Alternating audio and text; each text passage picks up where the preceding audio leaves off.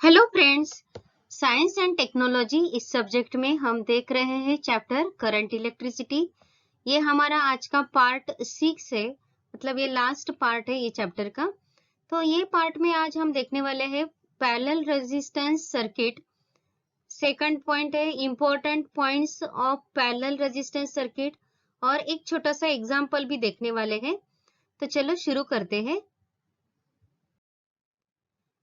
तो आपके बुक में पेज नंबर 41 में ये टॉपिक एक्सप्लेन किया है। यहाँ पे वो सर्किट डायग्राम है और यहाँ पे पूरी तरह से वो एक्सप्लेनेशन है। तो ये टॉपिक पे कैसा क्वेश्चन पॉसिबल है और उसका आंसर कैसा लिखना चाहिए वो अभी हम देख लेते हैं। तो चलो स्टार्ट करते हैं वो नोट्स सहित।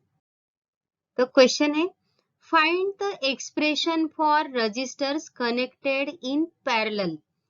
तो पहले डायग्राम ड्रॉ कर लेते हैं। डायग्राम ऐसा रहेगा। तो ये डायग्राम में देखो R1, R2 एंड R3 ये तीनों रजिस्टर्स कनेक्ट किए हैं और ये रजिस्टर्स एक ही पॉइंट पे कनेक्ट किए, मतलब रजिस्टर के दोनों एंड यहाँ पे C पे कनेक्ट किए। सब रजिस्टर के एक एंड C पॉइंट पे है और दूसरा एंड D पॉइंट पे है। तो ये पॉइंट हम लिख लेते हैं। तो यहाँ पे वो पॉइंट ऐसा रहेगा, resistors are said to be connected in parallel when their ends are connected at sides as shown in figure. अगर जैसा अरेंजमेंट रहेगा तो उसको क्या बोलते हैं, पैरेलल रजिस्टर्स अरेंजमेंट। तो नेक्स्ट यहाँ पे देखो एमीटर कनेक्ट किया है। तो एमीटर क्या करता है, करंट मेजर करता है। 1 2 3 तीनों रजिस्टर की यहाँ पे एमीटर कनेक्ट किया है। So current flowing for this part is I1, second resistor से I2 करंट, थर्ड रजिस्टर से अगर I3 करंट फ्लो हो रहा है तो हम वो भी पॉइंट नोट कर लेते हैं। और पहले R1, R2, R3 का पॉइंट नोट करते हैं, उसके बाद वो सेकंड पॉइंट भी नोट करते हैं। तो late R1, R2, R3 be the three registers connected in parallel combination between points C and D। तो ये पॉइंट पे हमने लिखा है R1, R2, R3 रजिस्टर्स के बारे में, और अभी हमको लिखना है करंट के बारे में। सो नेक्स्ट पॉइंट रहेगा, let I1, I2, I3 be the currents flowing through resistors R1, R2 and R3 respectively. तो उसका मतलब है R1 यहाँ से I1 करंट फ्लो होता रहेगा, R2 रजिस्टर है वहां से I2 करंट, और R3 रजिस्टर के यहाँ से I3 करंट फ्लो होता रहेगा। तो नेक्स्ट हमको अभी डेरिवेशन देखना है, इसका इसका एक इक्वेशन पॉइंट आउट करना है। तो देखते हैं, नेक्स्ट पेज पे देखते हैं। अभी यहाँ से फिर से एक बार डायग्राम, वही डायग्राम यहाँ पे कॉपी कर लिया है। तो अभी यहाँ से टोटल करंट हमको लिखना है, total current flowing in the circuit. यहाँ ये पूरे सर्किट में जो टोटल करंट फ्लो होता है वो कैसा रहेगा, उसका हम इक्वेशन लिखने वाले हैं। तो टोटल करंट जो है तो वो क्या रहेगा, I1 plus I2 plus I3।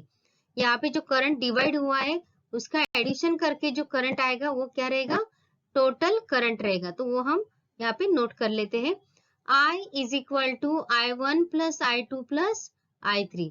ये हमारा इक्वेशन नंबर 1 है।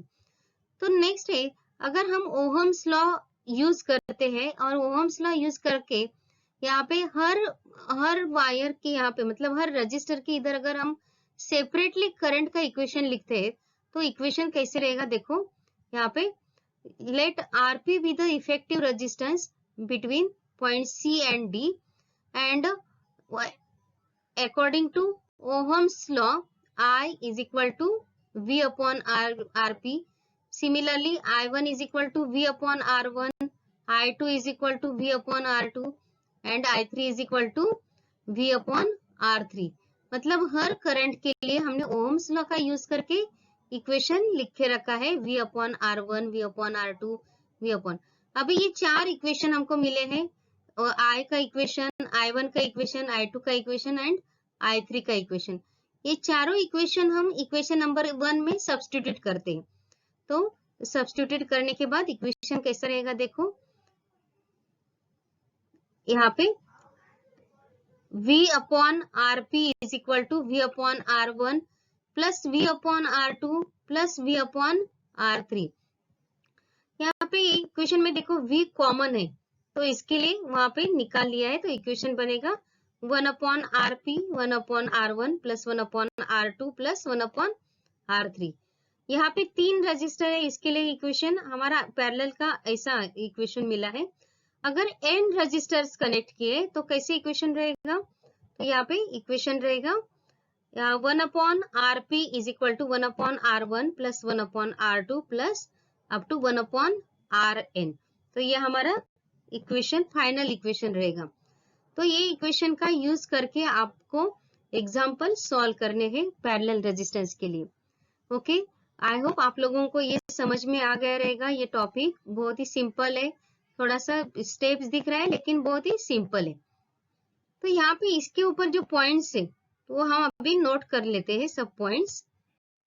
तो पहला पॉइंट है the inverse of effective resistance is equal to the sum of inverse of individual resistance.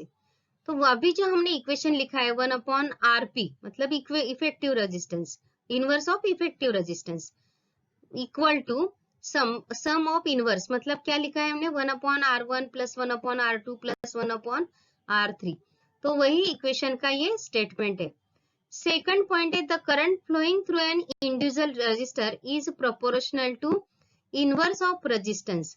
The current flowing through individual resistor, हर रजिस्टर से जो करंट फ्लो होता है वो इनवर्सली तो कैसा है, proportional to inverse of resistance मतलब 1 अपॉन R1 1 अपॉन R2 इस तरह से। And total current flowing through the circuit is the sum of the resistor current flowing through individual resistor. ये भी इक्वेशन हमने लिखा है I1 plus I2 plus I3 I is equal to I1 plus I2 plus I3। ये equation ये statement है। Third point है the potential difference across the end of all resistors is the same. तो आप लोग को देखो उस डेरिवेशन के टाइम हमने देखा था V का वैल्यू कांस्टेंट है, तो ये पैरेलल सर्किट अरेंजमेंट में यहाँ पे पोटेंशियल डिफरेंस कांस्टेंट रहता है और सीरीज में करंट कांस्टेंट रहता है। आप लोगों सीरीज का और ये पैरेलल का कंपेयर करो तो और इजी हो जाएगा, आर्टिकल आप लोगों को इजीली समझ में आ जाएगा। इसके लिए वो जो इसके पहले का जो वीडियो है आप लोग वो जरूर देखो, या आपको वो और ज्यादा अच्छी तरह से समझ में आ जाएगा। नेक्स्ट है the effective resistance of resistors connected in parallel is less than the less resistance of individual resistor. जो फाइनल इफेक्टिव रेजिस्टेंस रहेगा उसका जो वैल्यू मिलेगा हमको, वो जो वैल्यू रहेगा वो बहुत ही कम रहेगा, इतना कम कि जो स्मॉलेस्ट रजिस्टर रहेगा उससे भी कम रहेगा। This arrangement is used to reduce the resistance in the circuit. अगर हमको सर्किट का रेजिस्टेंस कम करना है तो हमको ये अरेंजमेंट बहुत ही यूजफुल है। तो ये थे ये सब पॉइंट्स। यहाँ पे मल्टीपल चॉइस क्वेश्चन भी पॉसिबल है और यहाँ ये ऑल पॉइंट्स आप लोगों को ध्यान में रखने बहुत ही इंपॉर्टेंट है। ओके, तो अभी हम एक छोटा सा एक एग्जाम्पल भी सॉल्व कर लेते हैं, मतलब आप लोगों को और ये सब पॉइंट्स क्लियर हो जाएंगे। तो चलो एक एग्जाम्पल देखते हैं। तो एग्जाम्पल है resistors having resistance of 6 ohm and 8 ohm are connected in parallel, what is the effective resistance of the circuit. तो फ्रेंड्स कौन सा भी एग्जाम्पल सॉल्व करने से पहले ये बात जरूरी है कि क्या गिवन थिंग्स है वो देखना चाहिए। तो यहाँ पे क्या क्या गिवन है, सिर्फ यहाँ पे दो रजिस्टर का वैल्यू दिया है 6 ओहम एंड 8 ओहम। तो यहाँ पे मैंने नोट कर लिया है R1 is equal to 6 ohm and R2 is equal to 8 ohm. अगर कन्वर्जन रहेगा तो कन्वर्जन करो, यहाँ पे कोई कन्वर्जन की जरूरी नहीं है, दोनों ओहम में ही है, तो इसके लिए कुछ भी कन्वर्जन की जरूरी नहीं है। तो नेक्स्ट स्टेप क्या रहता है, कौन सा भी एग्जाम्पल सॉल्व करने के time after given things write down correct formula it. अभी हमने यही टॉपिक देखा है, एक ही टॉपिक देखा है और इसके लिए जो फॉर्मूला अभी अभी हमने देखा है पैरेलल रेजिस्टर्स का, वही हम फॉर्मूला भी यहाँ पे लिख लेते हैं।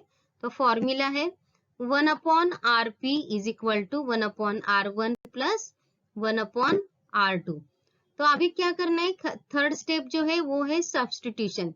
सब्स्टिट्यूशन मतलब यहाँ पे सिर्फ ये वैल्यू जो है R1 का वैल्यू ये इक्वेशन में लिखना है, R2 का वैल्यू भी ये इक्वेशन पे लिखने के बाद हमको खाली सिर्फ कैलकुलेशन करना रहेगा फिर। तो चलो वो कर लेते हैं। सब्स्टिट्यूट ऑल वैल्यूज, और सब्स्टिट्यूट करने के बाद देखो इक्वेशन कैसा बन गया है।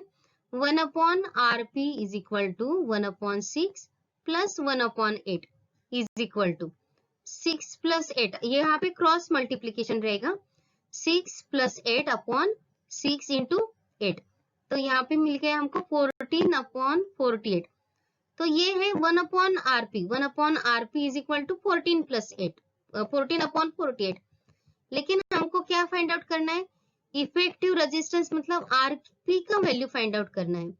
तो इसके लिए इक्वेशन हमको ऐसा लिखना चाहिए। तो यहाँ पे देखो 1/RP इज इक्वल टू 14/48, तो इसके लिए RP/1 इज इक्वल टू 48/14। सिर्फ न्यूमरेटर और डिनोमिनेटर का पोजीशन चेंज किया है, देखो 48/14। तो फाइनल आंसर हमको मिल गया है 3.42। जब आप लोग कैलकुलेशन करेंगे तो आप लोगों को ये आंसर मिलेगा 3.42 ओहम। तो यहाँ पे हम फाइनल आंसर भी लिख लेते हैं। The effective parallel resistance is 3.42 ohm. ये है हमारा फाइनल आंसर। तो फ्रेंड्स आप लोग इसका वैल्यू चेंज करके R1, R2 या R3 भी कंसिडर करके ये ऐसे टाइप के एग्जाम्पल सॉल्व कर सकते हो। तो ये एग्जाम्पल बहुत ही सिंपल है और आप लोगों को एग्जाम में स्कोर करने में जरूर हेल्प होगी ऐसे एग्जाम्पल्स की। तो आप लोग ये जरूर ये पढ़ाई करो, ये टॉपिक का जरूर पढ़ाई करो। Okay, thank you.